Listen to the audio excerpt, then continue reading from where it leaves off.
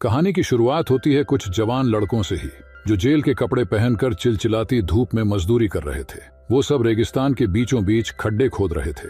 उस वक्त काम कर रहे एक लड़के से ये सहन नहीं हुआ और उसने जानबूझकर अपना पैर एक सांप से कटवा लिया। इसके बाद हम स्टैनली नाम के एक लड़के को देखते हैं जो सड़क पर चल रहा था। अचानक ऊपर से उसके सर पर तो जूते गिरे, जिससे वो भी गिर गया। जूते काफी बढ़िया थे, इसीलिए उसने इसे रखने का फैसला किया। पर जब वह जूतों के साथ भाग रहा था तो अचानक पुलिस ने उसे जूते चुराने के जुर्म में गिरफ्तार कर लिया। असल में ये जूते मशहूर फुटबॉल खिलाड़ी क्लिंटन के थे, जिसने इन जूतों को दान कर दिया था। अब पुलिस ने स्टैनली के घर जाकर उसके घर वालों को उसकी गिरफ्तारी की खबर दी तो सबको लगा कि उनके परिवार पर लगे श्राप की वजह से हुआ है। इसके बाद कोर्ट में स्टैनली को कैंप ग्रीन लेक में 18 महीने की सजा सुनाई गई। इस कैंप में स्टैनली की मुलाकात मिस्टर सर नाम के इंचार्ज से हुई, जो काफी कंजूस था। उसने स्टैनली को चेतावनी दी कि कैंप से भागने की कोशिश भी मत करना, क्योंकि दूर दूर तक कहीं पानी नहीं है। इसके अलावा वहां कई जहरीले जानवर थे जो आज तक कई लोगों की जान ले चुके थे। फिर उसने स्टैनली को यूनिफॉर्म दिया और हर रोज 5 फुट का गड्ढा खोदने को कहा। अगर किसी दिनों से कोई काम की चीज मिल गई तो उसे छुट्टी भी मिल सकती है। इसके बाद कैंप के साइकोलॉजिस्ट डॉक्टर पेंडेंस्की ने उसे कुछ लड़कों से मिलवाया। जीरो नाम का एक लड़का वहां सबसे छोटा था और वो हमेशा चुपचाप रहता। फिर लंच के स्टैनली ने सबको बताया कि उसे झूठे केस में फंसाया गया है। उसकी ये बात सुनकर तो जीरो भी बोल पड़ा, जिसे देखकर सभी हैरान हो गए।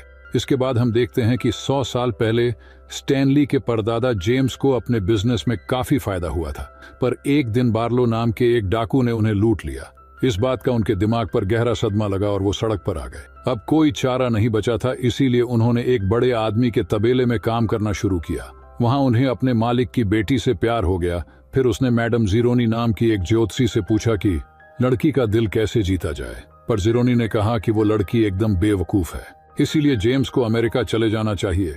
और जेम्स ने उसकी बात नहीं मानी और लड़की के पिता से उसका हाथ मांगने चला गया।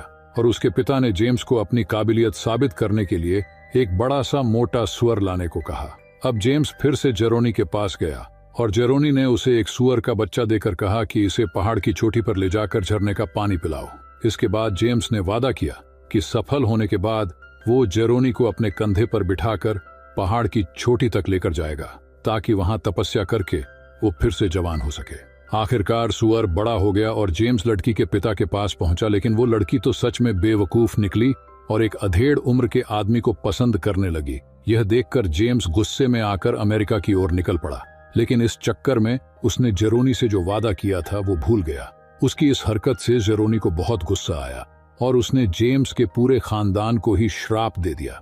वहीं जब स्टैनली कैंप में काम कर रहा था तो अचानक उसे एक प्राचीन पत्थर मिला, जो उसने तुरंत ही काउंसलर को दिखाया। पर उन्हें पत्थरों में कोई दिलचस्पी नहीं थी। 100 साल पहले वहां पर वार्डन के दादा ट्राउट वॉकर का ही राज था। वहीं पास में रहने वाला सैम नाम का एक लड़का प्याज बेचता था और उसे कैथरीन नाम की एक टीचर से प्यार हो गया। इधर कैंप में स्टैनली एक्सरे और उसके साथियों के ग्रुप में शामिल हो गया और उसे केवमैन का नाम दिया गया। एक दिनों उसे अपनी माँ का खत मिला, जिसकी कहानियां पढ़ कर वो बहुत खुश हुआ। तभी जीरो ने उससे पूछा कि वो क्या पढ़ रहा है, क्योंकि जीरो को पढ़ना लिखना नहीं आता था। जीरो चाहता था कि स्टैनली उसे भी पढ़ना लिखना सिखाए, मगर स्टैनली ने इनकार कर दिया क्योंकि वो दिन भर के काम से बहुत थक जाता था। फिर एक दिन खुदाई करते हुए स्टैनली को एक चीज मिली जिस पर के भी लिखा हुआ था, और अचानक एक्सरे ने ये स्टैनली से छीनकर तुरंत काउंसलर को दे दिया ताकि उसे एक दिन की छुट्टी मिल जाए। फिर काउंसलर ने इसके बारे में वार्डन को बताया, जो असल में एक औरत थी। इस नई चीज से खुश होकर उसने एक्सरे को एक इनाम दिया और बाकी सबको इस गड्ढे को और खोदने के लिए कहा। इसके बाद हम फिर से 100 साल पीछे जाते हैं, जहां सैम मिस कैथरीन से मिलने गया और उसकी टपकती हुई छत की मरम्मत की। धीरे धीरे उन दोनों की दोस्ती प्यार में बदल गई, पर इससे शहर के बाकी मर्द जलने लगे, क्योंकि लाइन तो कैथरीन पर वो भी मारते थे। एक दिन ट्राउट वॉकर ने कैथरीन से बात की, पर कैथरीन ने उसे भी भाव नहीं दिया। फिर कुछ दिन बाद ट्राउट ने सैम और कैथरीन को एक दूसरे को किस करते हुए देख लिया और गुस्से में आकर उसने कैथरीन का पूरा स्कूल ही जला डाला। जब कैथरीन ने पुलिस में शिकायत की तो इंस्पेक्टर ने भी उसका फायदा उठाने की कोशिश की। इंस्पेक्टर ने कहा कि सैम ने गोरी लड़की के साथ संबंध बनाए हैं और इस जुर्म के बदले उसे सजा मौत सुनाई जाएगी। कैथरीन तुरंत ही शाम को ये बात बताने के लिए भागी, लेकिन तब तक सैम की कश्ती में किसी ने उसे गोली मार दी थी, जिससे कैथरीन को इतना गहरा सदमा लगा कि उसने सैम की मौत का बदला लेने की ठान ली। जल्दी उसने इंस्पेक्टर को गोली मारकर उसके चेहरे को चूम लिया। इसके बाद वह कई अमीर ठेकेदारों को लूटने लगी और जाने से पहले उन्हें चूम कर जाती, जिसके बाद वो किसिंग केट बार्लो के नाम से मशहूर हो गईं। वहीं सैम की मौत के बाद से उस शहर में कभी बरसात नहीं हुई। वर्तमान समय में एक दिन मिस्टर सर लड़कों के लिए पानी लाए तो मैग्नेट नाम के एक लड़के ने बीजों से भरा हुआ एक बैग चुरा लिया। जब सर को इस चोरी के बारे में पता चला तो उसने सबको सजा देने का फैसला किया। आखिरकार स्टैनली ने ये इल्जाम अपने सर लेकर सबकी जान बचाई। जब स्टैनली को सन की वार्डन के पास ले जाया गया तो उसने स्टैनली को सजा देने की बजाय सर को ही डांट दिया। स्टैनली वापस लौटा तो जीरो ने उसके हिस्से का गड्ढा भी खोद दिया, क्योंकि स्टैनली ने उन सबको सजा से बचाया था। उसकी इस हरकत से खुश होकर स्टैनली ने जीरो को पढ़ाना लिखाना भी शुरू कर दिया। एक दिन जब वो जीरो को पढ़ा रहा था तो अचानक उसे एहसास हुआ कि गड्ढे से निकली चीज असल में एक लिपस्टिक थी, जिसके मालकिन कोई और नहीं बल्कि मशहूर केट बार्लो थी। तब जीरो ने खुलासा किया कि असली नाम हेक्टर जेरोनी है। असल में वो मैडम जेरानी के खानदान से ही था, जिसने 100 साल पहले स्टैनली के परदादा को श्राप दिया था। खैर, एक दिन इंचार्ज को भनक लग गई कि स्टैनली के बदले जीरो उसका गड्ढा खोदता है, तो उसने उन दोनों को ही नकारा, कहकर उनकी खूब बेइज्जती की। यह सुनकर जीरो को इतना गुस्सा आया कि वो इंचार्ज को कुल्हाड़ी मारकर भाग निकला। जब वार्डन को जीरो के भागने की खबर मिली तो उसने कहा कि जीरो 1 हफ्ते से ज्यादा जिंदा नहीं बच पाएगा। हमें पता चलता है कि जीरो अनाथ था और उसकी माँ उसे एक पार्क में छोड़कर चली गई थी। जब स्टैनली ने ये बातें सुनी तो उसे बहुत दुख हुआ। फिर रात को उसे याद आया कि उसके परदादा जेम्स ने जैसे तैसे रेगिस्तान में 16 दिन गुजारे थे जब केट बार्लो ने उसकी बग्घी लूटी थी। असल में उसके परदादा ने गॉड्स फिंगर नाम की जगह पर जाकर अपनी जान बचाई थी, पर आज तक किसी को नहीं मालूम कि यह जगह है कन्हा, क्योंकि जब जेम्स को वहां से लाया गया तो वो एकदम पागल हो चुका था। फिर अगले दिन जीरो की जान बचाने के लिए स्टैनली भी वहां से भाग निकला। कई घंटे तक रेगिस्तान में भटकने के बाद उसे कश्ती के नीचे जीरो मिला। जीरो ने बताया कि उसे कश्ती में अचार डब्बे मिले, जिस वजह से वो जिंदा रह पाया।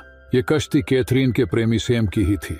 इसके बाद उन दोनों को काफी दूर इंसान के अंगूठे जैसी पहाड़ की चोटी दिखी। जल्द ही स्टैनली को एहसास हुआ कि यही गॉड फिंगर पहाड़ी है। अब वो दोनों जैसे तैसे पहाड़ चढ़ने लगे, लेकिन आधे रास्ते में जीरो थक कर चूर हो गया, पर स्टैनली ने उसका हाथ नहीं छोड़ा और कंधे पर उठाकर चोटी तक ले गया। इसी तरह उसने अनजाने में ही मैडम जेरानी के परपोते को चोटी तक पहुंचाकर अपने परदादा का वादा पूरा कर दिया। चोटी पर पहुंचकर उन्हें पानी का झरना मिला जहां सेम प्याज उगाता था। इसी के साथ कोर्ट ने स्टैनली को बेकसूर घोषित कर दिया और स्टैनली की वकील उसे कैंपम लेने पहुंची, पर वार्डन ने उसे बताया नहीं कि स्टैनली यहाँ से भाग गया है। इसके बाद अगले दिन जीरो ने स्टैनली को सच बता दिया कि स्टैनली उसी की वजह से कैंप में आया है।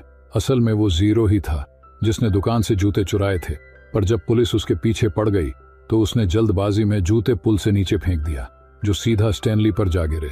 ये सुनकर स्टैनली को दुहक नहीं हुआ, क्योंकि इसी बहाने उसने गॉड फिंगर पहाड़ी खोज डाली थी। इसके बाद हम फिर से 100 साल पीछे जाते हैं, जहां केट बार्लो को सूखे रेगिस्तान में सेम की कश्ती मिली। केट वहीं बैठकर अपने प्रेमी को याद करने लगी, पर तभी ट्राउट वॉकर और उसकी पत्नी वहां आ पहुंचे। उन्होंने केट पर बंदूक तानकर उसे सारा लुटा पैसा उनके हवाले करने को कहा, पर केट ने अपना मुंह नहीं खोला और जल्द ही एक पीली छिपकली ने उसे काट लिया, जिससे वो मारी गई। उस दिन के बाद से ट्राउट वॉकर का खानदान इस रेगिस्तान में गड्ढे खोदकर केट बार्लो का खजाना खोजने में लगा है। इधर असलियत में स्टैनली और जीरो भागते हुए कैंप में वापस आ गए और वो सीधा उस गड्ढे पर पहुंच गए जहां उन्हें केट बार्लो की लिपस्टिक मिली थी। आखिरकार उन्हें वहां खुदाई करने के बाद केट बार्लो का मशहूर खजाना मिल ही गया, पर तभी वार्डन और मिस्टर सर ने वहां आकर खजाने पर कब्जा कर लिया। लेकिन अचानक वो पीछे हट गए जब उन्होंने देखा खजाने के ऊपर पीली जहरीली छिपकलियां लिपटी हुई थी। वार्डन अगली सुबह तक छिपकलियों के हटने का इंतजार करती रही ताकि वो खजाना चुरा सके। वो ये देखकर हैरान थी कि छिपकलियों ने स्टैनली और जीरो को काटा नहीं। दरअसल स्टैनली और जीरो ने पहाड़ी के प्याज खाए थे, जिस वजह से छिपकलियों ने उन्हें कुछ नहीं करा। कुछ ही देर में स्टैनली की वकील पुलिस को लेकर वहां पहुंची, पर तब वार्डन ने उन दोनों लड़कों पर उसका खजाना चुराने का इल्जाम लगा दिया। अचानक जीरो ने देखा कि ट्रंक पर तो जेम्स येलनेट का नाम लिखा था, जिससे वार्डन का झूठ पकड़ा गया। आखिरकार स्टैनली को खजाना ले जाने की इजाजत मिल गई और इधर वार्डन और उसकी गैंग को गिरफ्तार कर लिया गया। तभी अचानक 100 साल के बाद उस रेगिस्तान में बरसात हुई। आखिरकार स्टैनली जीरो को अपने घर ले आया और उन दोनों ने खजाना आपस में बांट लिया। इसके बाद जीरो ने एक जासूस के जरिए अपनी माँ को ढूंढ निकाला और तब यह खुलासा होता है कि उसकी माँ उसे छोड़कर नहीं गई थी, वो तो आज तक अपने बेटे को ढूंढ रही थी। आखिरकार जीरो और स्टैनली ने साथ में घर खरीदा और फिर उन्होंने कैंप के बाकी बच्चों को भी अपने घर बुलाकर खूब मस्ती की।